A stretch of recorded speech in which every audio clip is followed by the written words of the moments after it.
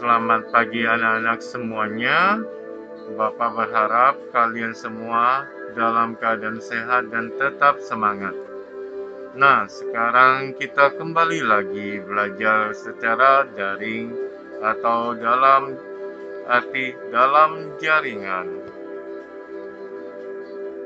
Dalam pertemuan pada hari ini, kita akan memasuki pelajaran teknologi informasi dan komunikasi atau disingkat TIK di semester kedua. Di video sebelumnya, kita sudah mempelajari pelajaran ketiga, perkembangan komputer, subbab, bahasa komputer. Pada hari ini, kita melanjutkan pelajaran ketiga, perkembangan komputer dengan subtema dampak teknologi komputer terhadap masyarakat. Sebelum melanjutkan video kali ini, jika video ini dirasakan bermanfaat, silakan di like, share, di subscribe, dan di komen. Agar channel ini terus berkembang untuk kemajuan ilmu pendidikan, terutama dalam hal ilmu pengetahuan TIK. Mari kita sebelum memasuki pelajaran hari ini, kita berdoa terlebih dahulu. Bagi yang beragama Katolik, izinkan Bapa memimpin secara agama Katolik. Yang beragama lain, silakan berdoa menurut keyakinan agamanya masing-masing. Doa pembukaan.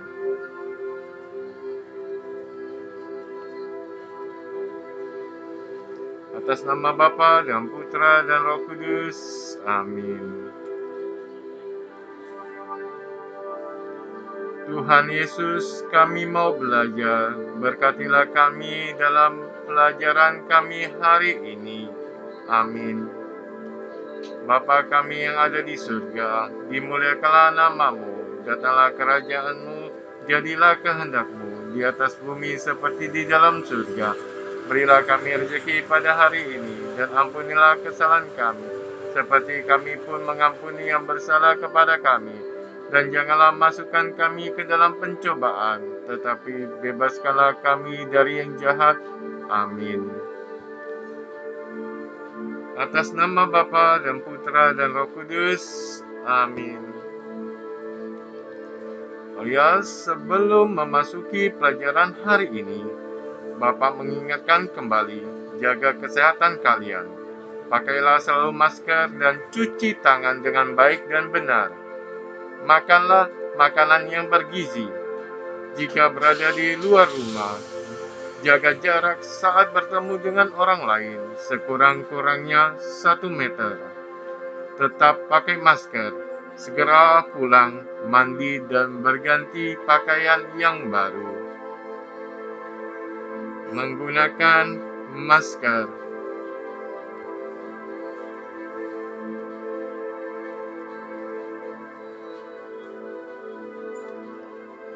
Mencuci tangan.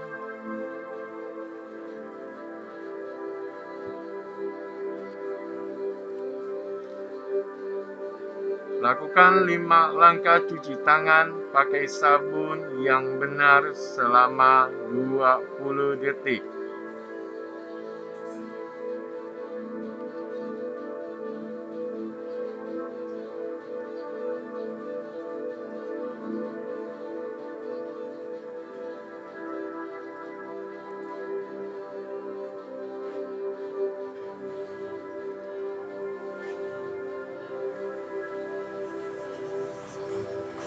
Hari ini kita memasuki pelajaran ketiga, perkembangan komputer. Subbab, dampak teknologi komputer terhadap masyarakat.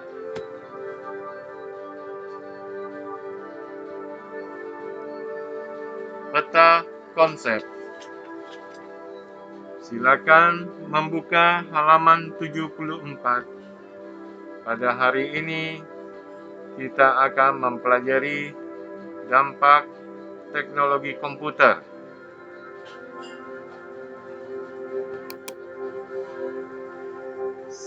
Silakan buka bukunya di halaman 86.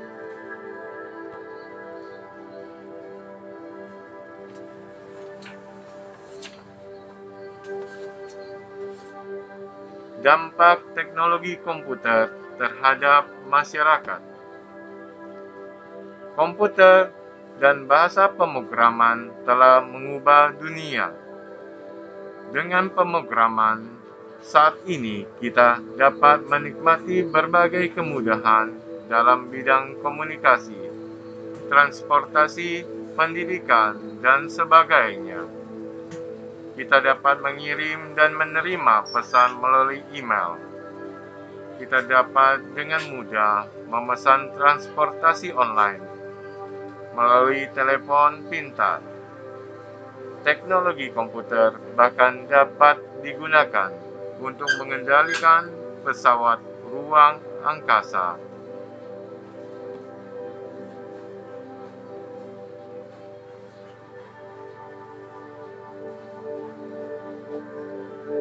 Teknologi adalah penggunaan ilmu pengetahuan. Teknologi terus berkembang untuk memudahkan hidup manusia. Apa saja dampak teknologi komputer terhadap masyarakat?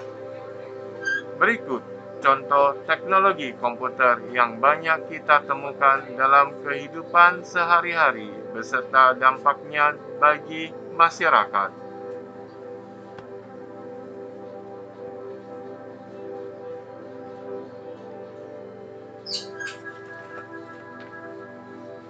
Belanja daring atau online shopping.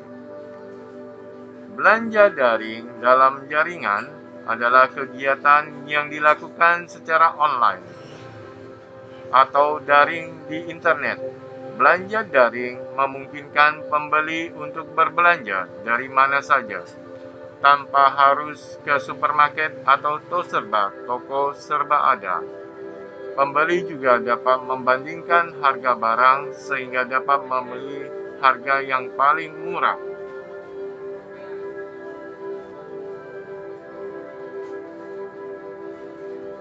Belanja daring dapat dilakukan dari berbagai situs, misalnya media sosial, blog, dan situs perdagangan elektronik, e-commerce atau electronic commerce. Contoh situs perdagangan elektronik Indonesia adalah Tokopedia, Bukalapak, dan Bibli.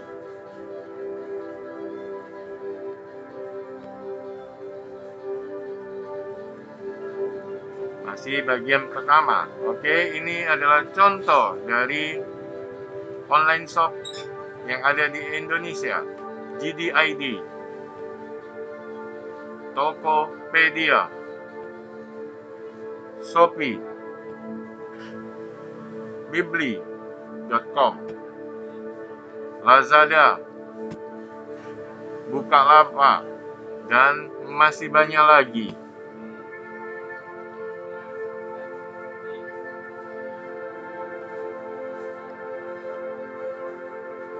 Kita dapat menggunakan laptop atau komputer maupun smartphone kita untuk berbelanja secara daring. Dengan belajar daring, pembeli dapat mendapatkan barang tanpa perlu keluar dari rumah. Namun demikian, kita tetap harus hati-hati untuk membeli secara online. Jika tetap ingin membeli secara online, lihat tokonya apakah bermasalah atau tidak. Apakah ada komplain dari yang orang lain untuk membeli, reputasi tokonya bagaimana, baik atau tidak. Jadi kita harus hati-hati. Pernah punya masalah yang berat, yang merugikan konsumen atau pembeli, atau berbagai macam, ya, harus hati-hati.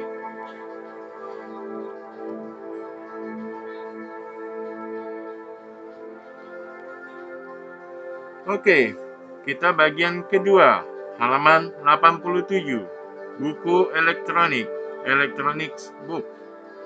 Buku elektronik atau lebih dikenal dengan sebutan e-book merupakan buku atau produk penerbitan lainnya yang dikemas dalam bentuk digital. Buku elektronik dapat berisi tulisan dan gambar.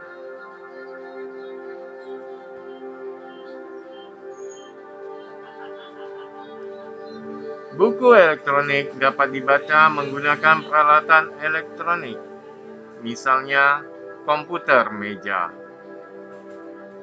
laptop, telepon pintar, dan alat pembaca khusus yang disebut e-book reader, atau e-reader, dan digibook atau disebut digital book.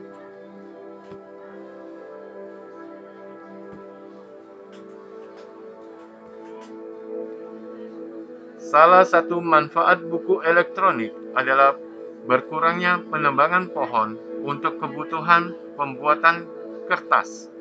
Selain itu, harga buku elektronik lebih murah daripada buku yang sama dalam bentuk cetak. Buku elektronik dapat dibaca di mana saja. Ya. Jadi kalau kita membeli buku, misalnya harganya 85.000, kita hanya dapat satu buku. Tapi kalau di electronic book, kita bisa membeli di perusahaan itu, misalnya berlangganan selama setahun, misalnya 100.000, kita bisa membaca sampai beberapa buku yang ada di penerbit itu. Oke, ini adalah media baca digital electronic book, dan ini digital book, ya, digibook. Digibook itu akan menampilkan buku yang bisa membuka sendiri halaman per halaman. E-book dapat dibeli. E-book dapat dibeli di e-commerce buku atau aplikasi Google Books dan Apple Books. Oke, sekarang kita memasuki tentang robot. Robot merupakan mesin yang dirancang untuk melakukan tugas tertentu. Robot biasanya diprogram dengan komputer. Robot dibuat untuk membantu tugas dan mempermudah kehidupan manusia. Oke, ini adalah robot yang sedang diprogram oleh komputer. Cara kerja robot dapat diprogram menggunakan komputer. Oke, gambar robot bergerak ini Bapak ambil dari sumber. Ya, kalian bisa mencatatnya, kalian bisa melihat, karena ini punya hak cipta, jadi Bapak harus memberikan sumbernya.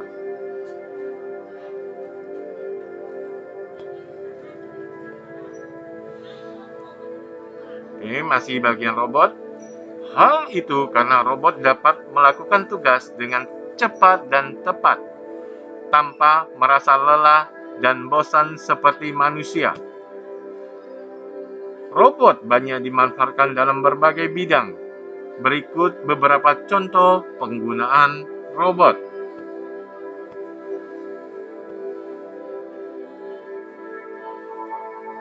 A. Robot industri. Robot industri digunakan di pabrik untuk melakukan pekerjaan yang rumit dan memerlukan ketepatan. Penggunaan robot dalam industri dapat mengurangi kesalahan dalam produksi. Oke, ini adalah contoh video robot yang sedang mengerjakan pengerjaan mobil.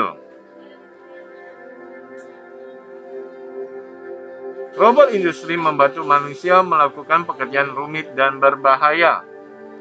Oke, gambar ini atau GIF ini, gambar bergerak ini Bapak dapatkan di sumber link ini. Ya, tetap Bapak ingatkan karena ini kita mengambil punya orang lain. Jadi kita harus memberikan sumbernya.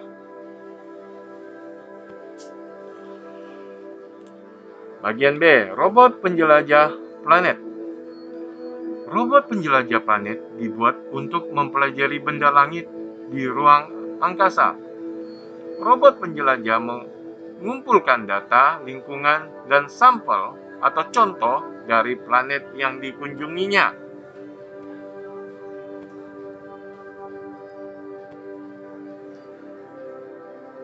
Robot ini biasanya diprogram terlebih dahulu sebelum diluncurkan ke ruang angkasa.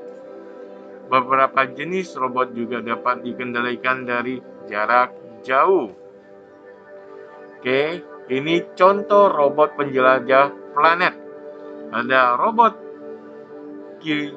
Kirobo, ada robot Valkyrie R5. Oke, ini ya sumber gambarnya ada di sini juga, ya.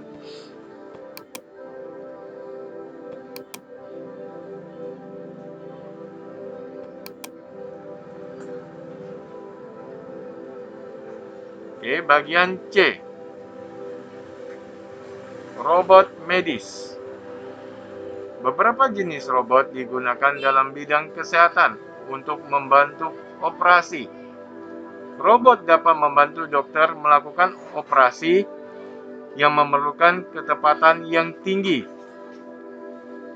Kerugian penggunaan robot ini adalah biaya yang diperlukan sangatlah besar.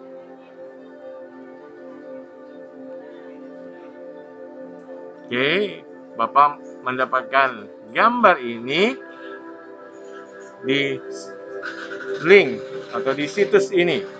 Ya, ini juga karena kita mengambil dari punya orang lain. Jadi kita harus memberitahukan ini dari sumber mana, ya.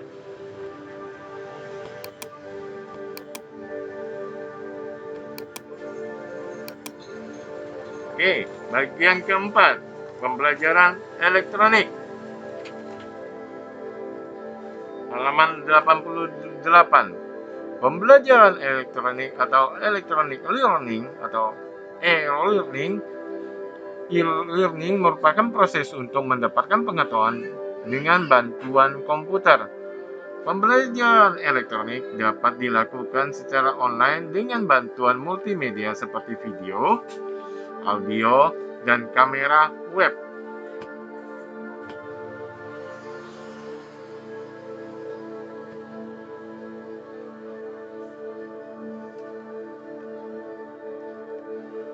Pembelajaran elektronik dapat membantu peserta didik yang ingin belajar, tetapi memiliki kendala waktu dan tempat.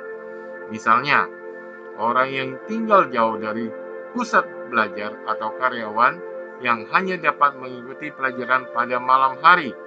Termasuk kita sekarang ini, kita melakukan pembelajaran jarak jauh atau online atau daring dalam jaringan.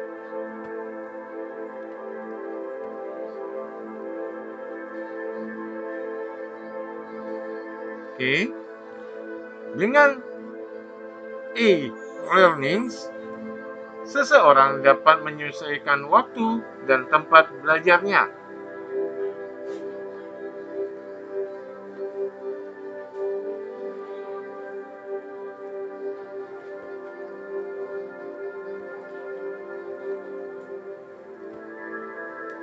Oke, sekarang komputasi awam. awan atau cloud computing. Komputasi awan adalah layanan jaringan yang membantu pengguna komputer untuk memproses informasi dan menyimpan data dalam ukuran besar.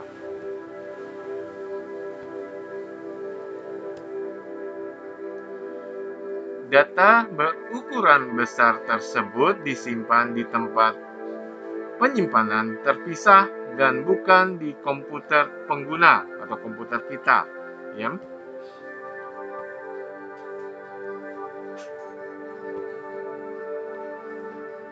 Data yang tersimpan tersebut dapat diakses di mana saja asalkan pengguna memiliki sambungan internet.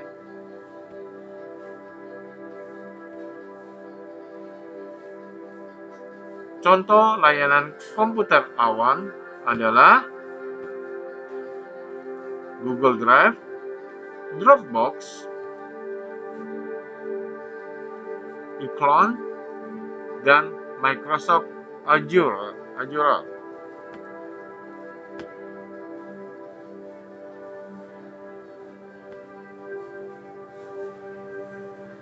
Bagian ke-6, sistem pemosisi global atau Global Positioning System. Sistem pemosisi global yang lebih sering disebut GPS adalah sebuah sistem yang berfungsi untuk mencari suatu lokasi tertentu di bumi dengan bantuan satelit.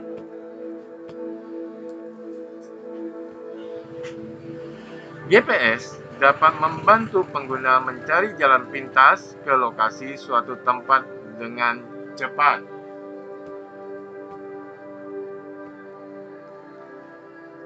GPS dapat diakses melalui berbagai perangkat seperti telepon pintar atau smartphone kita, perangkat yang lain tablet, dan atau komputer meja, ya, atau personal komputer, atau laptop, atau notebook kita.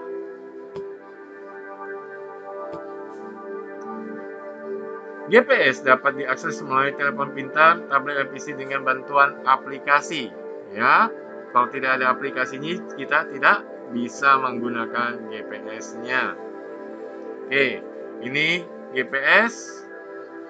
Ada yang di smartphone, ada yang di ini smartphone, ini tablet, dan yang ini di komputer, di laptop, di notebook kita, ya.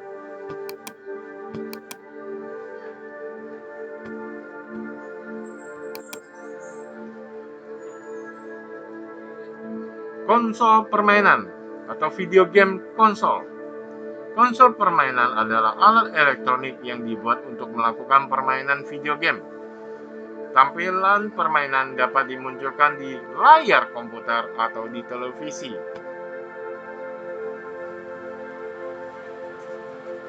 Beberapa konsol permainan berukuran kecil dan praktis untuk dibawa kemana-mana. Konsol seperti ini disebut konsol portable. Oke, ini adalah konsol portable Game Boy. Oke, ini yang lebih baru, Game Boy. Dan ini kalau papa mama pasti tahu, ini Tamagotchi.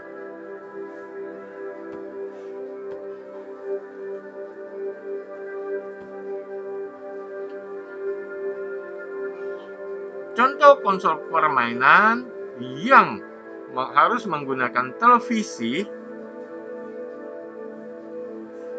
yang tidak dapat dibawa kemana-mana, ya, dan harus dicolokkan ke listrik terus, ya. Contohnya Sega Dreamcast, modelnya mirip dengan PlayStation, ya. Lalu Nintendo. Kemudian ini Microsoft Xbox, keluaran dari perusahaan Microsoft. Oke, lalu PlayStation 5, PlayStation yang terbaru. Oke, sebenarnya masih banyak konsol-konsol game, ya.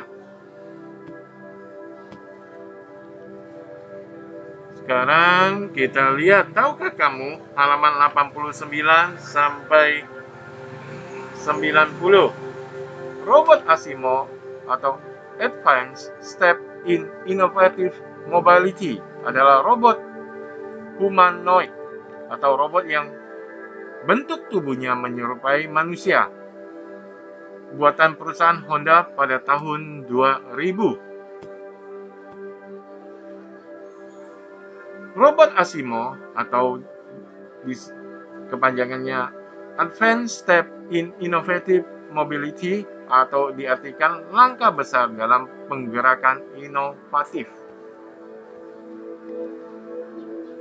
Honda mengembangkan robot ini dengan tujuan menciptakan robot yang dapat hidup bersama dan bermanfaat bagi manusia.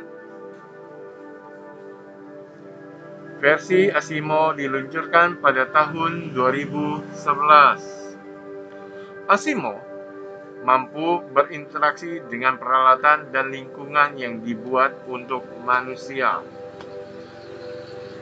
Asimo dapat berjalan, berlari mundur, serta melompat dan meloncat secara terus-menerus. Asimo juga mampu menggunakan bahasa isyarat yang memerlukan kerumitan menggerakkan jari yang tinggi. Asimo memiliki tinggi 130 cm, beratnya 48 kg, dan mampu berlari hingga 9 km per jam. Kalau kalian ingin lebih mengenal tentang Asimo ini, kalian bisa klik di link ini, kalian catat aja ya.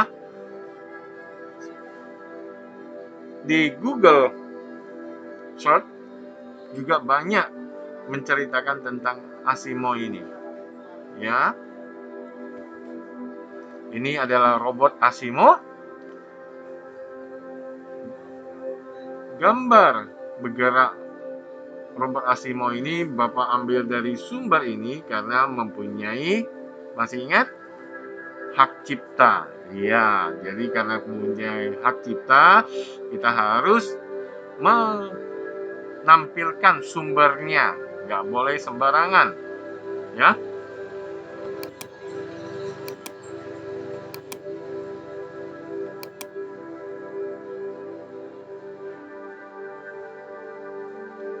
Di awal video pembelajaran kita sudah memulai dengan doa, maka untuk mengakhiri video juga kita harus berdoa. Siapkan diri kita untuk berdoa.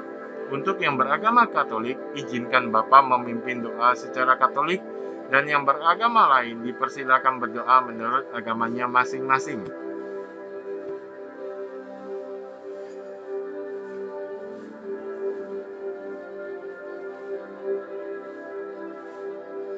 Atas nama Bapa dan Putra dan Roh Kudus. Amin.